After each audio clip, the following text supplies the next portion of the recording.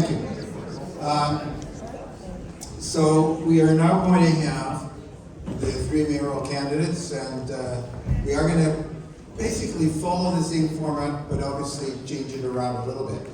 And just before I say that, two things. One, once again, very, very cheeky of me to do this, but again, in my KME Cart Center position, I wanted to not only remind you, the sound is brought to you by KME, but if you have a great interest in KME, please go to our website. There is a subscription series you might want to look at.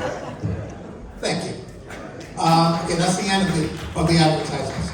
The other point which was made to me by someone, and I acknowledge it, and that is that, and just for our three mayoral candidates, as we talk about Horseshoe Bay, let's keep in mind that we're talking about the West. Yes. So to keep in mind some of the regions, we love Horseshoe Bay, of course, but keeping in mind, and I'll blame myself as much as anything in terms of when we ask the questions, but if you can think about Eagle Ridge, if you can think about Caulfield as well, in terms of perspective that we bring to the questions, okay? So with that, very briefly, here's how the mayors are going to do. We're obviously not going to bring in another bunch of threes. These are the three mayoral candidates, that's all of them. There was a fourth who did not acknowledge our invitation. And so they will do all 5 topics. I will ask them in slightly different order. I will ask them a different question than the councillors have. But the format will be the same, and that is that each of the candidates will be given 90 seconds. There will be a warning bell after 60 to answer the initial question. Then I will ask them if they have anything to say to the other, when all 3 have done, if they have anything to say in retort to any of the comments they heard from the other candidates. I might ask them to expand if we don't get that. But each topic is limited to 10 minutes. When the 10 minutes are up, Andre the bell ringer will ring that bell, and we'll move to topic 2, topic 3, and so on. Okay? Yep. Thank you. All right. So with that in mind, let me start then with infrastructure and transportation. So first of all, let's have an introduction, just in case you don't know the 3. And there are some people that may not know. So to begin with, we have Marcus Wong, we have Mark Sager, and we have Marianne Booth. Welcome all. And also similar to that, and you guys were very, very good in the first half, so I expect the same. Please hold your applause until the end of each discussion topic. And that would be great, and we welcome your interaction with them after I was about to say after the show, after the 1 hour. So, it's getting to my head, I'm sorry. Infrastructure and transportation. What improvements, the order, that's the final thing. The order, and similar to the comment that was made at ADRA, I believe it was Senior Slater who was the moderator. Let me tell you, the permutations and combinations to make sure that this is going to be done so that no one gets to be the first speaker, no one gets to be for all. So counting the fact that there are 5 topics and 1 final, and we're allowed 2 minutes at the end for each of them to wrap up, all of you will be number 1, number 2, number 3, 2 times each time, but random. You'll have to trust my math. You'll have to trust my math aid teacher on that one. So with that, on the first question, the order is going to be Marianne, Mark Sager, Marianne Booth, Mark Sager, and Marcus Wong. And the question, what improvements to the bus service for the Western region, and again, when I say West, please keep in mind, the entire Western region, can you envision, and what would you do about it? So on that, the very first, Marianne Booth.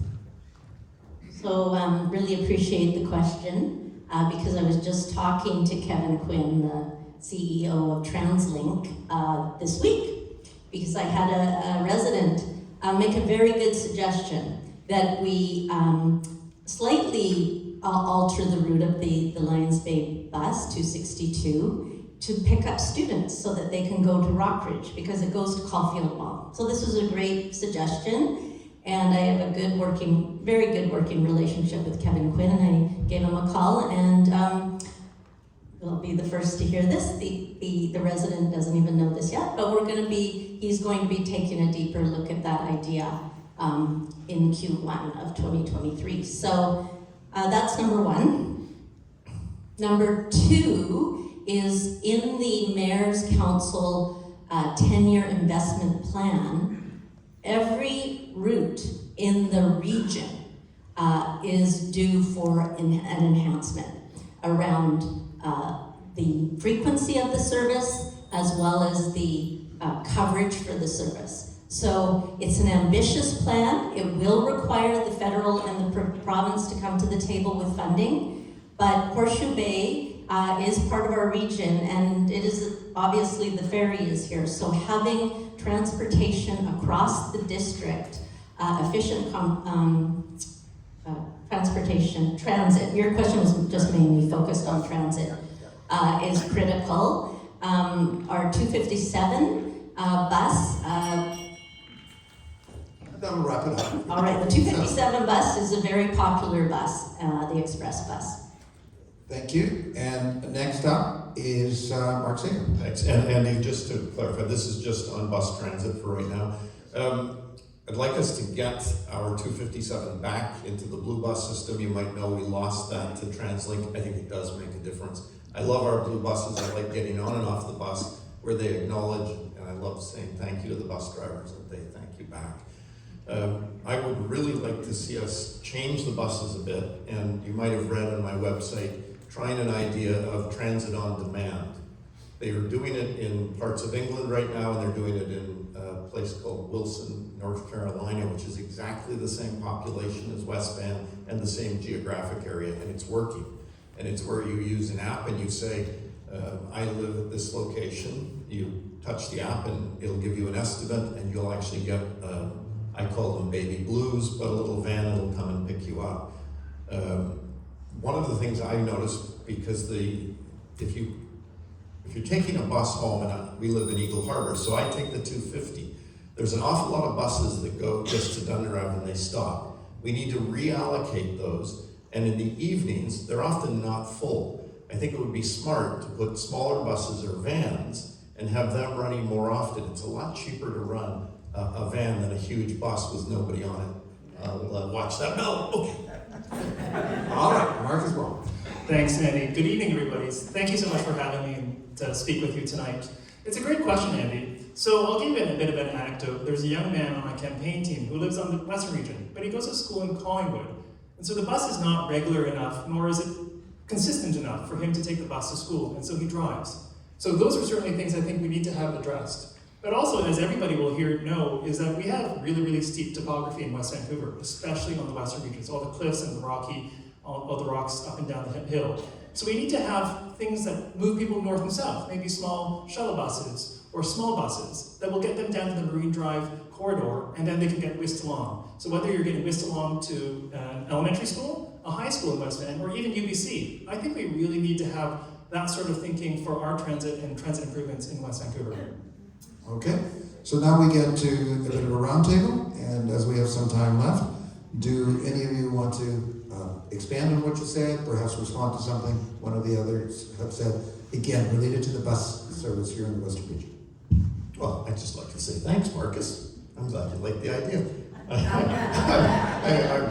I think it could work. One of the other things, I'm going to stand up. One of the things, and it's not directly on the buses, but we have a transit corridor that runs through our community that is grossly underutilized. It's the railroad track. And why can't we push TransLink, the provincial government, to try doing what they do in Japan? In Japan, they run buses on the railroad tracks, and when they get to the end, the wheels go down, they drive off the track, and they turn around and go back. Now, if we did that and we took it all the way up to Squamish, think of how many people we potentially could take off the road.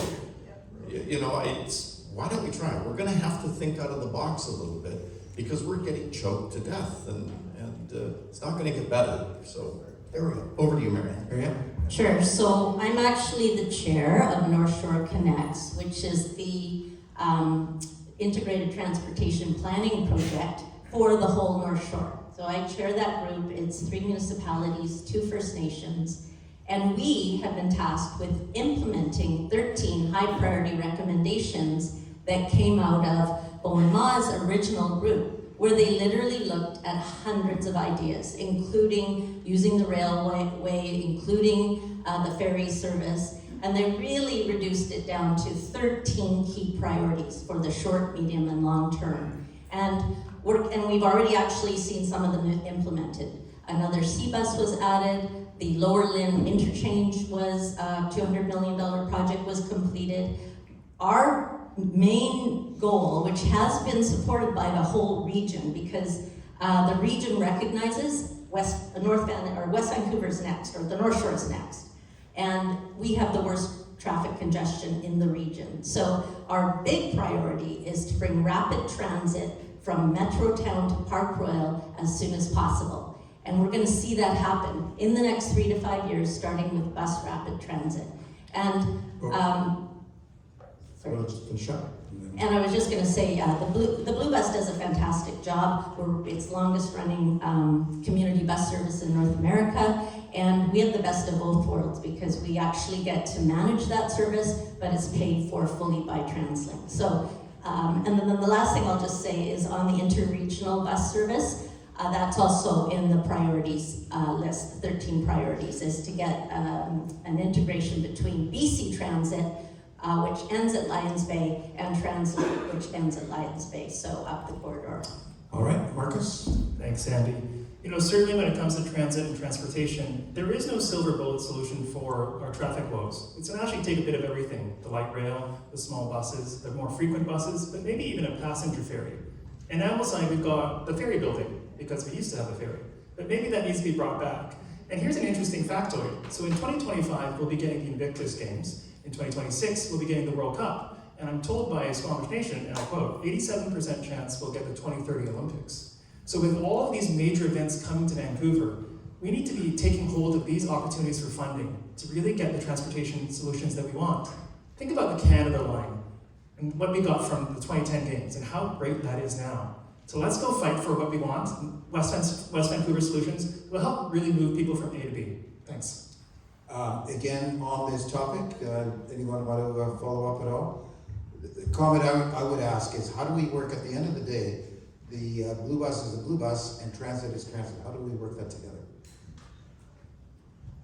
I've got them all stymied. Sorry, How much can we control, I guess is what I'm saying, versus how much does transit, what word does transit have on that? I'll let each one of you just have a quick one on that. Well, ultimately, the blue buses are our buses. A strong presence at the mayor's table on the TransLink board, and we fight for our community. That's the job. That's what we need to do. I don't think any of us want to give up our blue buses. That's for sure. I think we're in unanimous agreement on that. Yeah. Marianne Booth, and then Marcus on that question. Yes, so we do, the Blue Bus are our employees. They're on our payroll. We manage the contract negotiations, etc. But changes to the bus route do go through TransLink because it's part of a whole network, and obviously they're paying for it. So our relationship is good. I think it's a win-win. Yeah, there's always room for suggestions, and that's why I mentioned the 262. If we have ideas about transit and improvements, they're very open to it. What I will say, however, though, is that we do have predominantly single-family houses in certain parts of our community that actually don't support transit. We need to have, as I think Councillor Gambioli said, you get more people, you get more transit.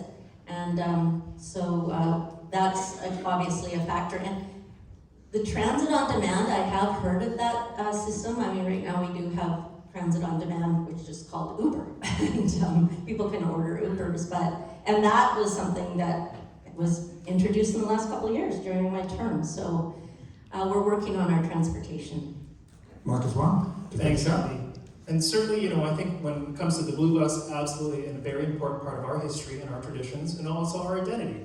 But we have to make sure that we can get the blue buses through quickly. So when you go to drive down Marine Drive in Ambleside or Dungrave, do you notice that you stop at every single red light, every single block? So cars can't go through, bikes can't go through, even buses can't. So maybe during rush hour, we need to have priority green. But of course, that means we have to invest in our infrastructure, our traffic lights. They're still analog and old-fashioned. We have to send somebody up on a ladder and tweak every one of them. They should be all computerized, so during rush hour we can send buses through quickly, getting people to school, getting to work. And then in other hours, we can change them back to something a bit more normal. So I think in addition to what we've been talking about transit, we also have to look at the transit infrastructure that goes around it. So thanks very much. I think we're about to ring the bell, so that saves my very capable bell ringer from ringing that bell. That ends that topic. You may applaud. Thank you.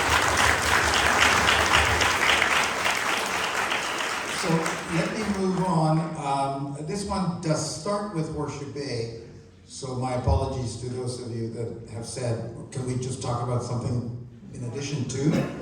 But it ends at the real question that many of us have, and that is, how much control have we got? And it goes to the mayor's job. In particular, it's about the impact of the ferry terminal. So the impact of the ferry terminal on the environment, whether it's noise, whether it's the pollution, whether it's bylaw and speed enforcement. The ferries are often seen as above it all, and yet they've got a terminal right here in Horseshoe Bay.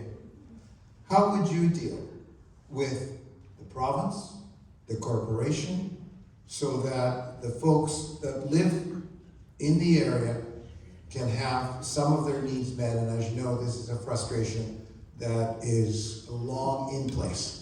And on this one, the order is going to be Marcus, Marianne, and Mark.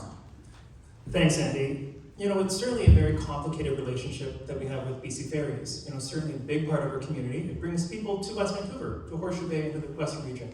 But yet it also brings a lot of traffic and cars and frustration. So maybe a possible solution is having an expressway on the highway just for ferry traffic.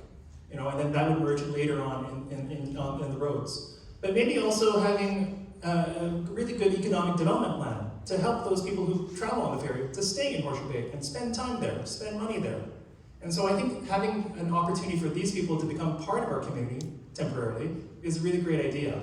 But with respect to the relationship with BC Ferries, it's always about relationships, isn't it? How can we scratch their back and they will scratch our back? And so I certainly want to leverage my skills, being a government lobbyist, being a relationship builder, to really strengthen that relationship. Because whether we like it or not, BC Ferries is not going away. So we need to find a really good way to work with them so that we can benefit from each other's relationship in that region. And Marianne Booth. Yes, so again, in my position of mayor, I get to meet a lot of senior managers, and I did meet Mark Collins. I was quite impressed with him, and sorry to see him leave, but I know the ferries had their problems with staffing and cancellations, and it was terrible for people. But I will say that I also believe in relationship building, and actually I have found BC Ferries has really under his leadership, moved to much more collaboration with local governments. And recently I was meeting with the Horseshoe Bay Business Association, and they brought up two issues that they wanted to talk to the ferries about. First of all, the employees were flicking their cigarette butts into the park. And secondly, apparently BC Ferries was closing down the washrooms when they arrived, and so that ferry passengers were trying to use retail washrooms here, business operators. I called them up. I got the customer relations person, put them in with the Horseshoe Bay business. I don't think it was Megan Sewell. And I think both issues got solved. Constance also dealt with them. As far as the long-term relationship, it is a bit of a love-hate relationship. They perform a service and they cause a lot of noise and pollution and traffic, but they also support our local businesses. And so I will say that one thing that I was assured by Mr. Collins was that there was going to be no increase in capacity for the ferries. Okay. So they're at a fixed size. Thank you. And finally, Mark Sigurd. Thanks, Andy. Well, I'm quite sure that all three of us would have the same goals and desires, and that is to negotiate with BC Ferries as best we can for the interests of our community. The question really is, who do you feel will be most successful at doing that? I think the move to greater reservations has helped a lot. Perhaps they need to look at doing that for more routes. We know that the ferry terminal building is in need of replacement or repair, significant expenditure. I have this crazy fantasy that we go to them and say, we've got to, you're gonna redo it. Why don't we bury the traffic, either put a lid on the wait area and do what they would do in Europe. They would hide it. They really would. I think there's probably a better configuration for the ferry terminal. I have no idea what that is today, but I'd sure like to look into it. Thanks. The bell seems to work nicely. The little bell, seriously, just like the big bell would, so it works. So do any of you want to retort to something that one of the others had said? Marianne? I'll just say that the other thing that Mr. Collins mentioned in a couple sessions that I met him was that they would like to go to the opposite of what we have, where right now you pay a price to make a reservation. You would actually pay a premium if you didn't make a reservation. I mean, none of us would show up at the airport without a reservation. So, and what that does is it actually frees up a lot of valuable real estate that's now used for parking, and we could be used for something that's so much more community oriented or aesthetically pleasing. So yeah, and then as far as the upgrade to the terminal, they had just gone down a path of starting community engagement around the terminal when COVID hit, and so they put that on hold. But again, all the signals that I've heard is they really want to engage with the community. They want to integrate the ferry terminal more into the community. And I know on the LAP, there is opportunities for slightly more density on the ferry building, at the ferry, near the ferry terminal, and then on the other side of the, at the other end of Bay Street near Nelson. Anyone else? Mark? Well, it's just a little bit related to the ferries, but I think one of the toughest things for people who live down in Pleasant Bay has got to be when they start up the motorcycles and you've got these people with enormously loud motorcycles that would drive me crazy at 6:30 in the morning. So either they say, you know what, if you're going to ride a motorcycle on the ferry, just like you got to turn your propane off, you got to turn that extra loud exhaust off. Let's be considerate to the people who live in the Bay. Marcus? Andy, you mentioned environmental impacts. I think that's actually a really important part of the ferries that we sometimes forget.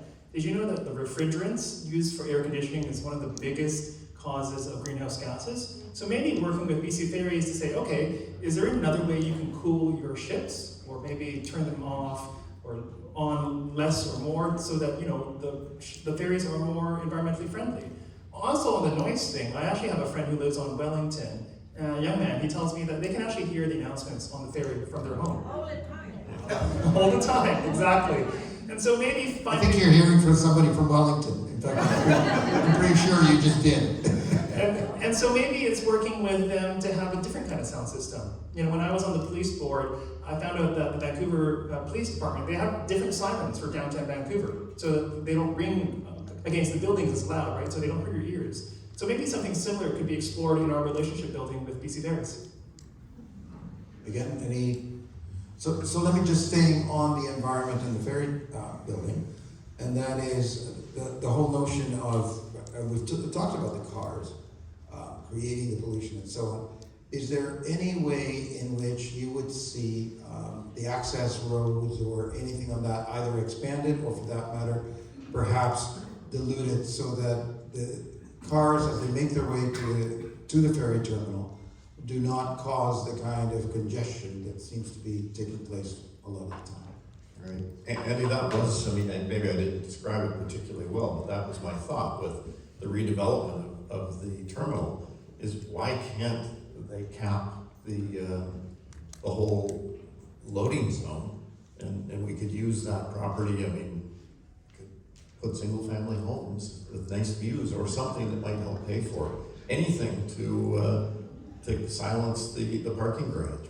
I know it sounds like a crazy idea, but seriously, they do that in countries around the world. In Switzerland, they would cover it up. They wouldn't like the announcements, but anyway. But they wouldn't hear them because they'd be under. There you go.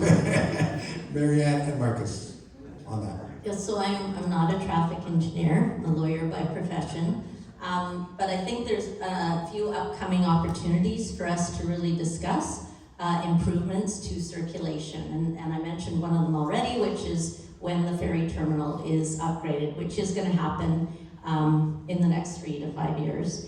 And then the other opportunity to discuss circulation and networking is through phase 2 of our streetscape and upgrades. And there'll be an opportunity for us to talk about those kind of things as well. You know, it was mentioned that the LAP didn't specifically deal with transportation corridors. And I know our planning department often says that the best transportation plan is a good land use plan. And so you make it easy for people to get around and using multiple mobilities, including transit and cycling and pedestrian. But yeah, it's a pretty narrow, constrained area in Horseshoe Bay. I totally get that. And I've heard over the years, many options for access to the bay and for the ferry terminal. And I look forward to that as a future discussion. All right, and one final comment, Marcus. Thanks, Sandy. Further to the urban planning piece, we actually need an updated transportation plan. The last one we have was approved about 11 or 12 years ago. And so I really want to work with the community over the next 12 months to get that done, figure it out. I want your input on this, because I often say if 2 heads are better than one, then 44,000 is better than one. And so I want that to be a process that we all own together, because only that way we can actually find solutions that work for not just this community, but also the broader West Van community. Thanks. All right, so that ends the section on infrastructure and transportation. Thank you very much.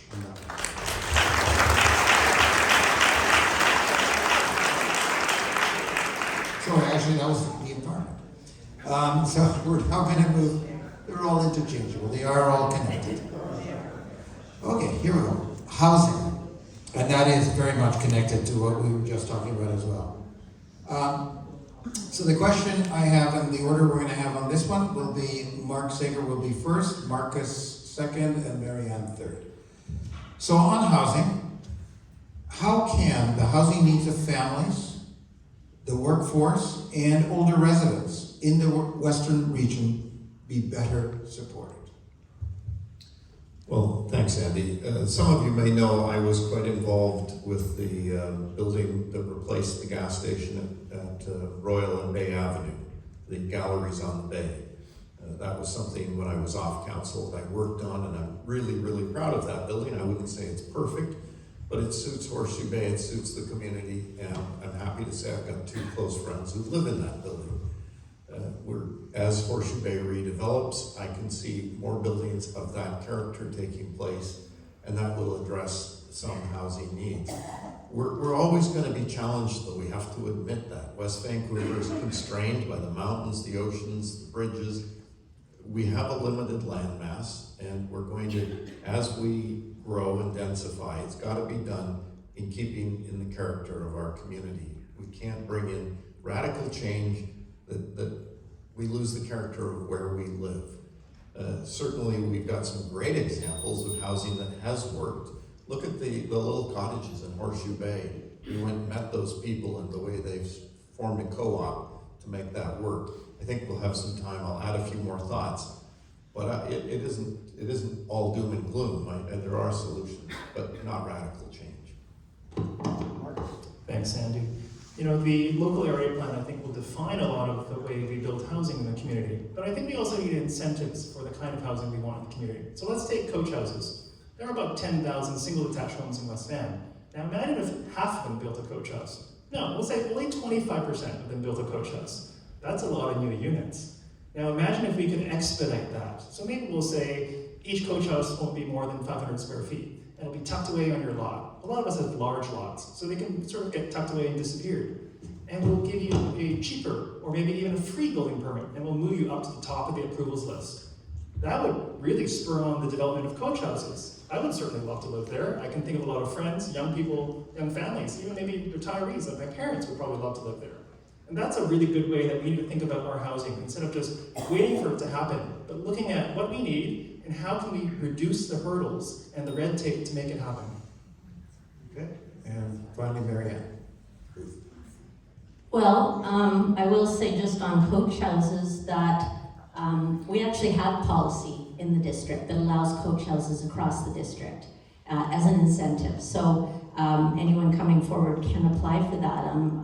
I'm interested to hear Councillor Wong talk about supporting coach houses, when one of my biggest disappointments on council was when he actually changed his mind on a perfect coach house development that represented exactly what you're talking about. It was that intergenerational aging in place on Radcliffe Avenue. It was going to protect a heritage house, and the young couple was going to live in the heritage house, and their parents were going to live in the 1,500 square foot coach house behind it. And unfortunately, on the adoption, Councillor Wong changed his vote. It failed, and it devastated that family. So, onto the rest of Horseshoe Bay. I think what the community came together and they designed a local area plan. And Alexis was mentioning that earlier with how it steps down and the different density across. And it basically is all about infill. It's about smaller units. It's about secondary suites, allowing rental. And that was the community's plan. And the great thing is we actually pre-zoned. So once the LAP was done, we pre-zoned, which takes the uncertainty, like what happened with Councillor Wong's vote, out of it. Because now people can apply, it's already zoned, and it's a guarantee. So, Okay, thank you. But this is the time for the sort of the retorts, so anybody want to add to what they're saying? Marlon? Not a retort, but one of the things that we could also try, it's not in the LAP, our daughter, Michaela, we're proud parents, is a successful opera singer now in San Francisco. And in San Francisco, you're allowed to stratify single-family homes. So rather than tearing something down, because the cost of construction is high, they stratify homes, and maybe we could try it in an area or two if the neighborhood accepts it. And some of the bigger homes can be split and have two families live in it. Our daughter lives in a place that once was probably at one time, 100 years ago, a single family home, and there's now 6 units in it, and it's really, really lovely. And it's a little bit like the co-ops, the cottages, that really work quite effectively, and talk about how happy the people are that live there. There's some opportunities. Marcus? Thanks, Andy. Yeah, you know what? I voted against that coach house because the 1,500 square foot coach house is pretty big. You know, that's a lot bigger than some people's homes. But you know what? I think a coach house also has to fit into the neighborhood character, the context that it's being proposed for. That's a really crucial part of our community. There's something special about West Vancouver. There's something about spirit and the soul. And so I think our architecture and our buildings also need to maintain that and preserve that, but also help move us forward and give us the kind of housing that we need for this generation, but also the next generation. All right.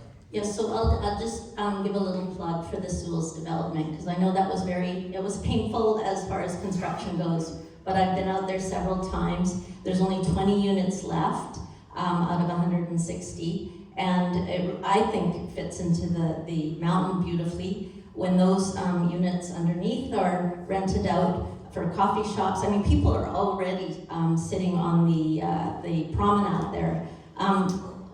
So there's not going to be anything that big in Horseshoe Bay in the future. I think it was actually believe it or not, one of the easiest developments we approved on council, because the community was really a big part of developing it. So much like the LAP, I think this success does come from community input, and we heard you loud and clear that you want diversity of housing in Horseshoe Bay so that you can stay in this amazing community.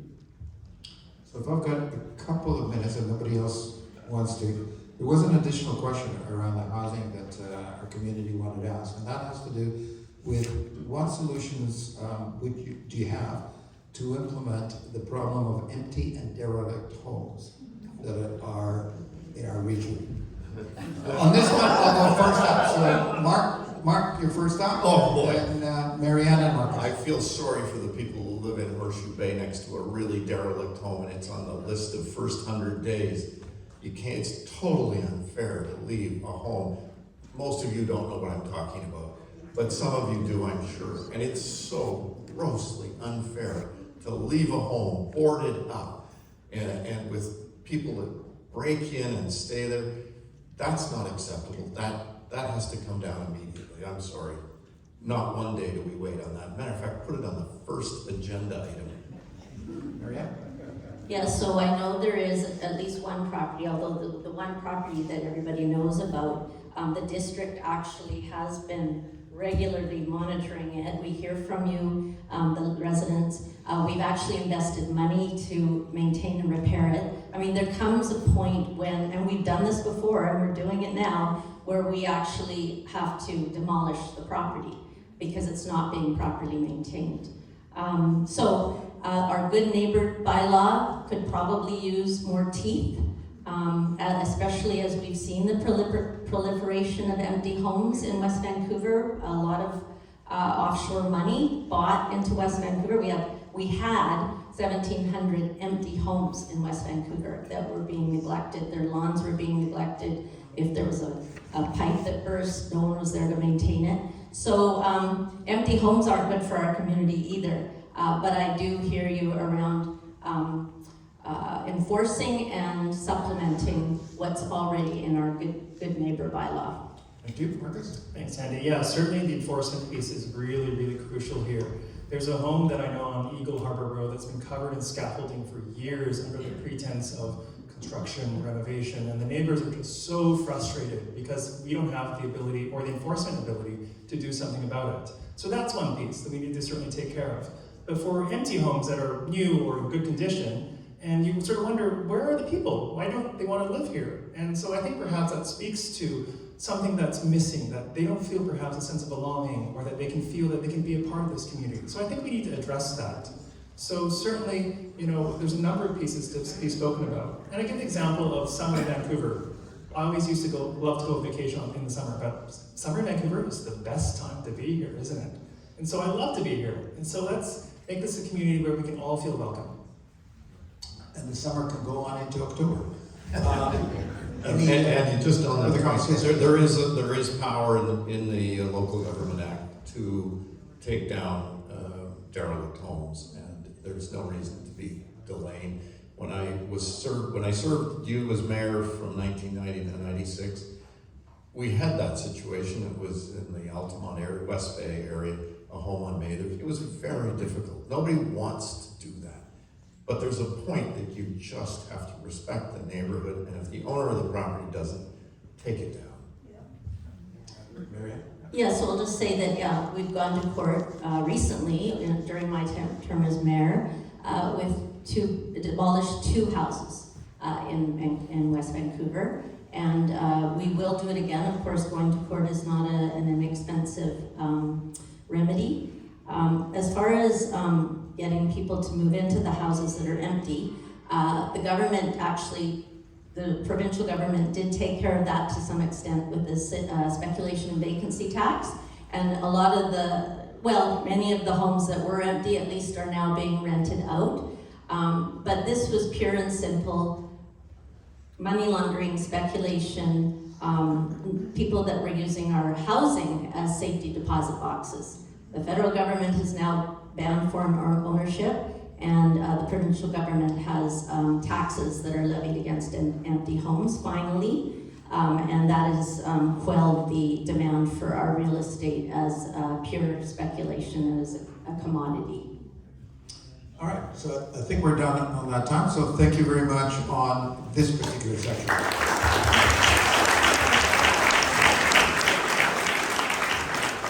We're going to move to economic development and small business, and the order on this one will be Marianne first, Mark second, and Marcus third. So, This one is a lovely, lovely topic. All of you are going to immediately guffaw when it's said, and it's parking. Parking. What is your position on the current parking initiative as set out by council, and in particular on the paid parking on some of our parks, and which is also under review for staff? Do you, what is your position on it? Do you see it expanding into other territory? And for that matter, how do you see it impacting the western area in particular? So again, the order on this one will be Marianne, Mark, and Marcus. Yes, so parking is always on people's minds. Traffic and parking are the two things we hear the most about. As far as paid parking in the parks, for our most popular parks, White Cliff, Lighthouse, and White Lake, we are doing, we're going to do a pilot. It's been successful in the Lynn Valley headwaters area, that even charging a small amount for parking does manage that scarce resource, and that's what you want, because right now our parks are free to people, and a lot of people did come here during COVID. So we need to manage the resource. We also need we could use the revenue to maintain our parks. And the third thing that they do in North Van, which I think that we would also implement, is resident passes, so that people could buy for a really reasonable price, if you're a resident, a pass to park in these parks. So I am actually supportive of paid parking in the parks. As far as a broader strategy, it's been talked about for Horseshoe Bay, for Ambleside, and I think you do have to do it as a holistic approach, because if you just do it piecemeal, then all you do is force the cars into the free parking, and so it has to be done as an overall strategy. It is on council. It's not necessarily, I think, articulated directly in our strat plan, but it definitely is on our work plan for staff to look at an overall parking strategy for the district. Mark? Thanks very much, Andy. I suspect most of you, like me, have a pay-by-phone app on your phone. There's a really simple solution. We use the technology that exists today. We have people, whether it's Ambleside Park or in Horseshoe Bay or White Cliff Park, talk about White Cliff Park, using our parks that don't live in West Vancouver. I think it's fair that they pay for parking. Really simple technology to put on our phones. You're a West Van resident, so your license plate is tied to a West Van address. And when you enter your license plate at the location you are, it goes free parking, because you pay enough in taxes. We need to tax the people that are using our facilities, using our parks, using our beaches, and get them to contribute to the upkeep. Really simple. The technology is there today. We can also use that around Horseshoe Bay. Obviously, people who live there, they don't need to go and buy a pass or do anything like that. Their license plate will be there, and it'll say West Vancouver, free parking. You're from Vancouver, they make us pay in Stanley Park, don't they? Okay, I think it's only fair. And Marcus. Thank you, folks. Marcus. Thanks. I'm really glad to see that both of my opponents love my idea that I proposed about a summer ago. Andre the bell ringer, sorry if I may call you that, will remember that I had these discussions with a number of people in the community, both in Ambleside, Dundrave, and the Western residents. So I think we're really onto something here. And so I think we really need to make sure that we look at this proposal, make sure that we have the technology in place. It's fairly inexpensive. It also brings in revenue for us to maintain our parks, and the enforcement will also help generate revenue to maintain our parks and maintain the technology. And if we're lucky one day, we'll have extra revenue that we can put into other parts of the municipality to lower your taxes and really put investments into the infrastructure all around West Vancouver. Again, do any of you want to comment on something that was said, or do you want to talk a little bit more in terms of parking infrastructure, or for that matter, access to parks? Yeah, I'll just say that we've been looking at paid parking in our parks since I've been on council. About 5 years ago we looked at it, and as Mr. Sager mentioned, the technology is really what's made the economics work. 5 years ago when we looked at it, it did not work because we had to make a huge capital investment that wasn't going to get a return. So the technology is there, and there's no reason why we can't do it, and our plan is actually to implement it next summer. So, for the Marcus, sorry, my friend, I don't want to be unkind, but if you proposed it a year ago, you should have stuck with it and got it done. Sorry. So let me go off script a little bit, but stay with parking. And that's ask the question, how, to each of you, in relation to paying for parking on the street. We may be the only municipality left that does not have parking meters on major intersections, and I'm not just talking about Horseshoe Bay, I'm not just talking about Caulfield, I'm talking throughout West Vancouver. We have parking regulations, but we do not have parking meters. Again, Andy, for me, the same principle applies. I think that the taxpayers of West Vancouver pay a lot of property taxes. They get exempt. Certainly. Anybody else coming into the community, using our roads, using our infrastructure, they can contribute. But West Vancouver, exempt. So you would look at expanding it to street parking? Yes. All right, Marianne and Marcus. So again, paid parking on our major commercial centers like Ambleside and Dundrave has come up, and what I've always said is I'm very open to paid parking, and in fact it is on our work plan. What I also have said though is that I would want the blessing of the business community, because I speak to them all the time, whether it's Horseshoe Bay, Dundrave, or Ambleside, and they're concerned about parking, the small businesses.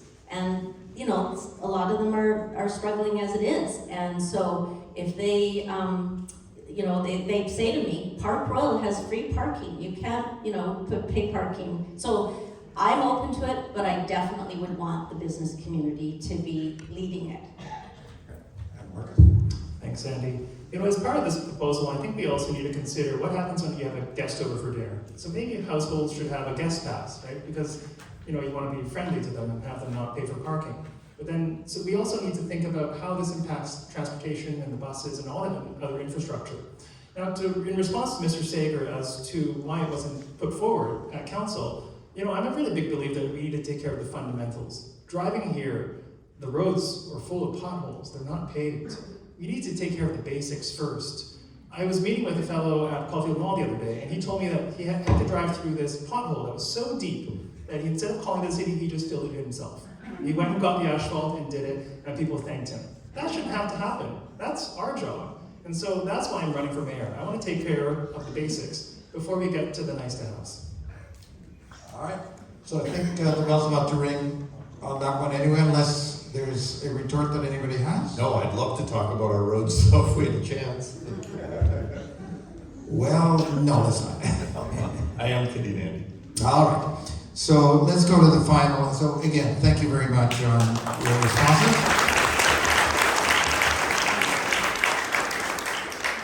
And the final one may be sort of to the heart of what some of the folks in the room may be thinking.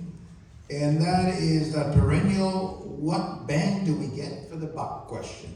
But specifically, this has to do with what bang do we get for the buck in the Western region as a result of consultations, as far as all the community amenities that we get. How would you improve that accountability? Are we getting the bang for the development that's out there back into our communities? So on this one, it's Mark and Marcus and Marianne. In that order. Thanks, Andy. So we're talking about just bang for the buck in the western part of the community. Let's start with Horseshoe Bay. I saw Danny Sewell here tonight. That development contributed an enormous amount of community amenity money. How come it hasn't been spent in Horseshoe Bay? Why are we looking at power lines? It breaks my heart to see the roads torn up, the kind of crazy sidewalk with the tables underneath the power lines. It breaks my heart to not see those power lines underground. We need to see the money that has come into the community from the community amenity charge spent in the local neighborhood. So I think we can improve the system. I think we can get better bang for the buck. Let's face it, Horseshoe Bay and the western part of the community has historically been underrepresented on council. My friend Linda, who is running here, I think is going to do a good job in making sure Horseshoe Bay and the western part of the community is not forgotten. I'm glad she stepped forward. So Marcus and then Marianne. Thanks, Andy. I had a chance to walk around Horseshoe Bay and meet all the businesses recently. And the one thing I kept hearing from people is that we feel overlooked, or you feel overlooked. That's just not right.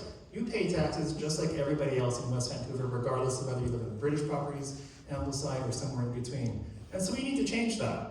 And so that's why one of my ideas is to have a finance and audit committee that actually has citizen members on it. So you're actually helping to make decisions for how we spend the money. But in terms of bang for buck, West Vancouver spends about 1.6 times the regional average compared to other municipalities in the region. I wouldn't say we get our value. Look at our roads. Look at the power lines that are still hanging in the sky. We need to do something about that. And Marianne. Oh boy, there's a lot to cover here.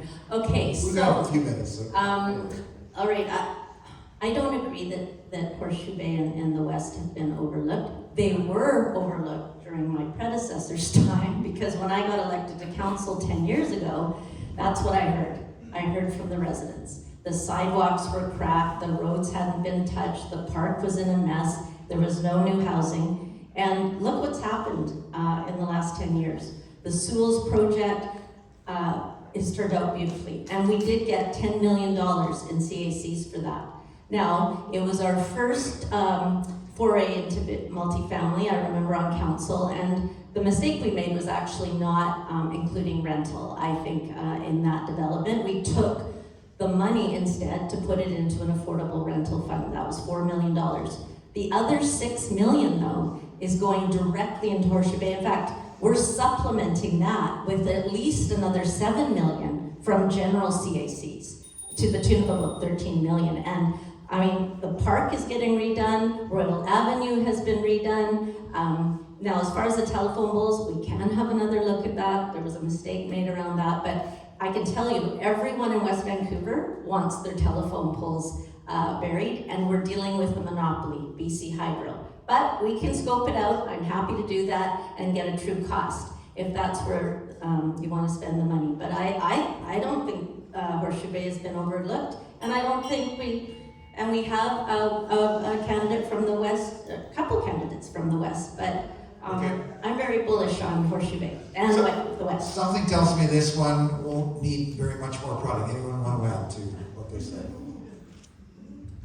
Well, we won't go on about power lines too much longer, but one of the proudest things, and you won't know this, and it doesn't matter now, but when I was on council, I chaired a committee that undertook to put all of the power lines underground in Ambleside.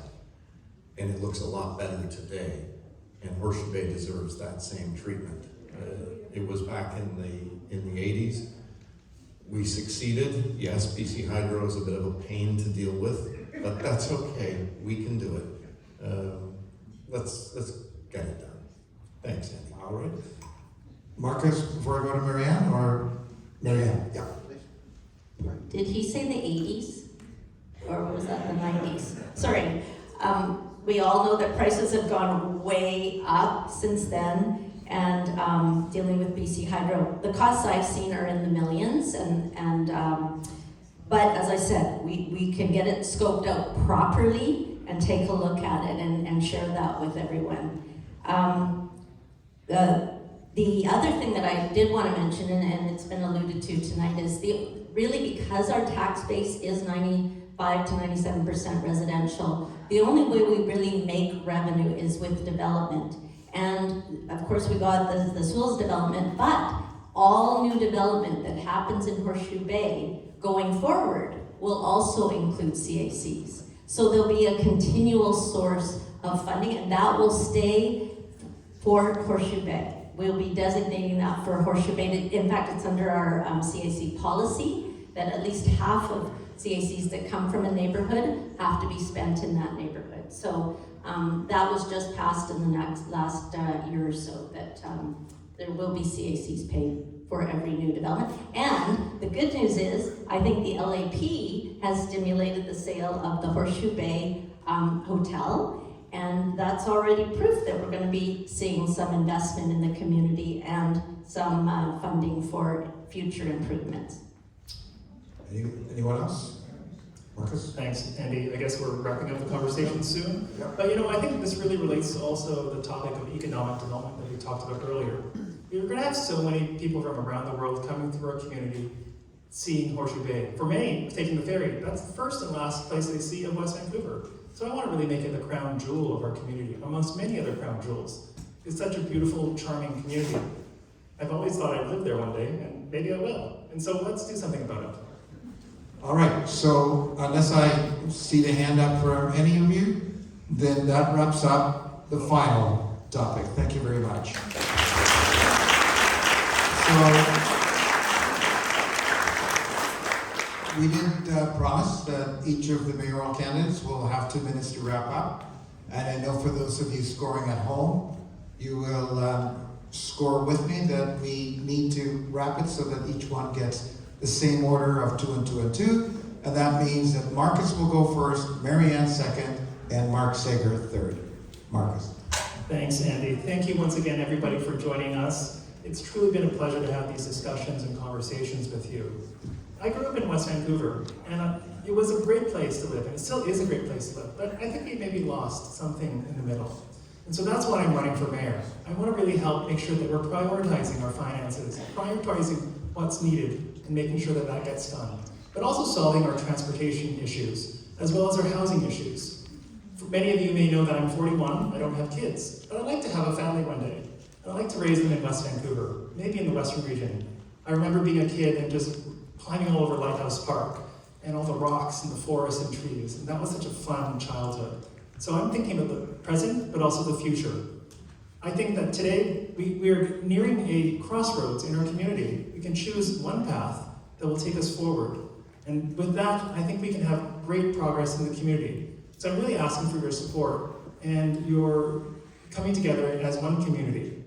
Some of you will see that the logo of my campaign is a lighthouse, and I think it's really indicative of what I want this community to be.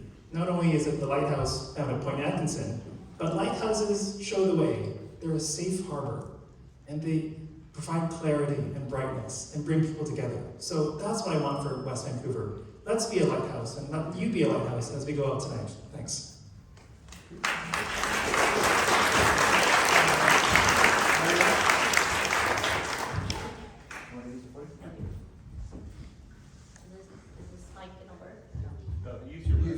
Use your own. Yeah. There we go. There we go. Thank you, everyone. Thank you for your patience and for listening. And thank you, Andy, for moderating. I'd like to begin by congratulating the Western Residents Association on its long history of community involvement. It's not surprising to me that the world is beginning to discover Caulfield, Glen Eagles, and Whitecliff. My husband John and I did that some years ago when we first saw Bachelor Bay, and we found a little cottage on Dufferin, and we plan to retire then. We plan to retire there when the time comes, and hopefully that's not this month.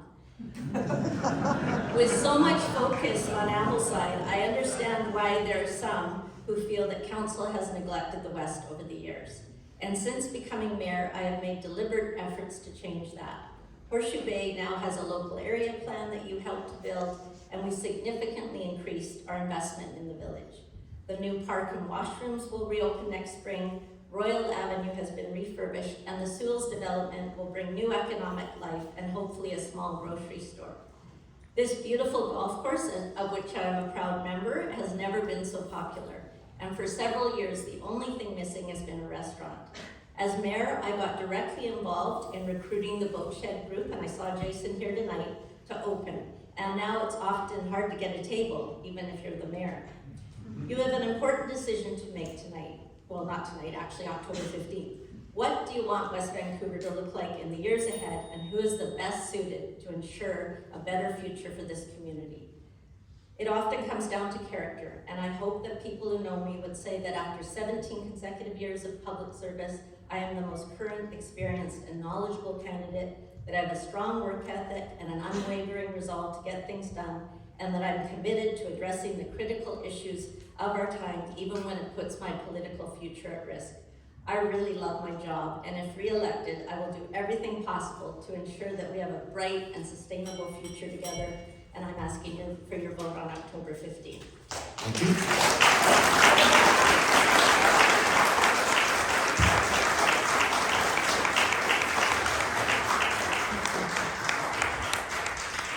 Ladies and gentlemen, thanks so much for being here tonight. Andy, again, to the Western Ratepayers Association, thanks for organizing this. And thank you for caring enough to come out and pay attention to this election.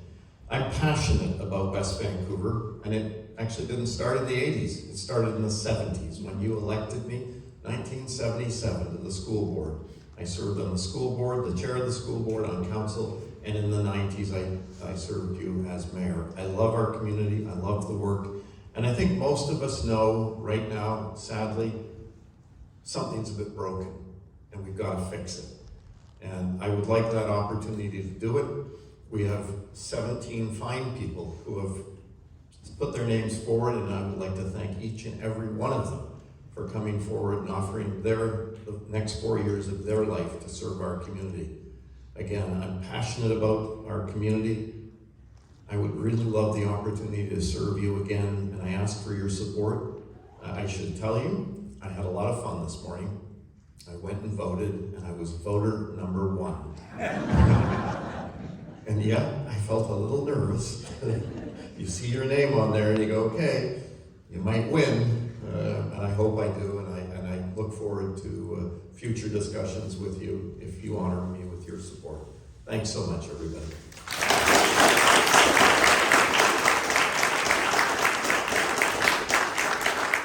So once again, I think just a huge round of applause. There are 3 individuals who have put their names forward to serve as your mayor for the next 4 years. And I think we as a community are extremely grateful that there are 3 people of the quality that we had before you tonight. Thank you very much. It's not over.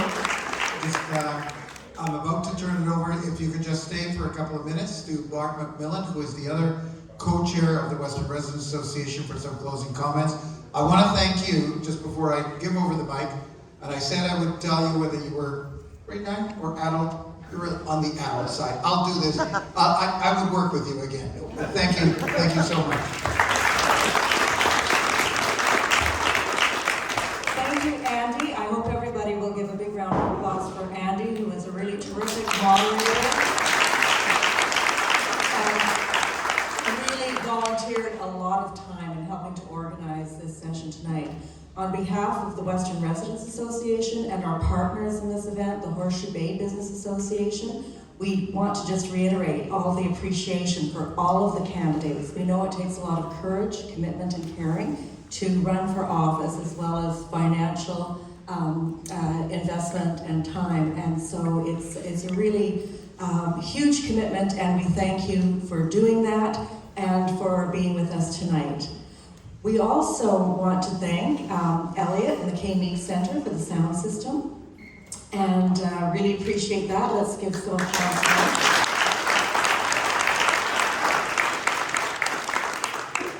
And thanks to all of you for coming out and for learning about the candidates, for meeting them with them. There's a few minutes to mingle as we're kind of tidying up, where you'll have an opportunity also to meet with some of the school board candidates at the back, and some of the council and mayor candidates before they head out.